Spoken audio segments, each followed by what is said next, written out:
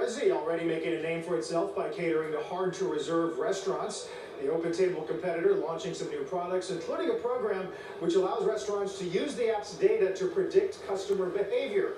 Joining us this morning, Resy co-founder and CEO Ben Leventhal is with us here at Post 9. Ben, it's good to have you. Welcome. Nice to be here. All right, so what kind of behavior do they want to predict? Well, restaurants are always trying to maximize covers, maximize the number of people that are coming into the restaurant. So we use everything from weather to no-shows to the length of the meal to get restaurants better at knowing who's coming when and how much extra inventory do they have that they can fill with other people. So they could potentially communicate directly to them, or some sort of time of the week? Exactly. They could see that the book is light on a Monday night and do things to get more people through the door, and they could see that the book is jam-packed on Saturday and make sure that they're kind of closing it so they can deliver good hospitality. Are they paying you for these services? Is that how you make money for the restaurants? Resy is a SaaS company, so they pay us a monthly fee to use our products. What is that fee? It ranges. The mid-range is $3.99 a month, and it goes all the way up to $8.99 a month, depending on which features you're using. Talk to us about how growth has been, because we use the phrase hard-to-reserve restaurants, which sounds like a limited sample, right?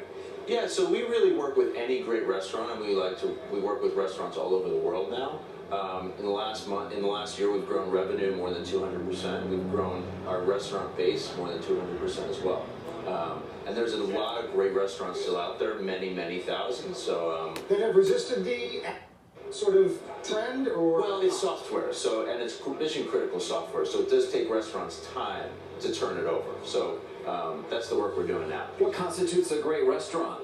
Any place that makes you feel good when you're there. So how do you guys determine what's your population of great restaurants? You know these things. So yeah, I started Eater back in 2005. So I'm a restaurant guy. I have a lot of passion for restaurants. But we look at reviews that come in from our users. We look at some data. We look at things like really how many covers they're doing. We really think that the mark of a great restaurant is the number of repeat customers. So we look at how many customers are coming back as an indication that that's a great restaurant as well. You had an investment from Airbnb. Yes. What's that partnership like?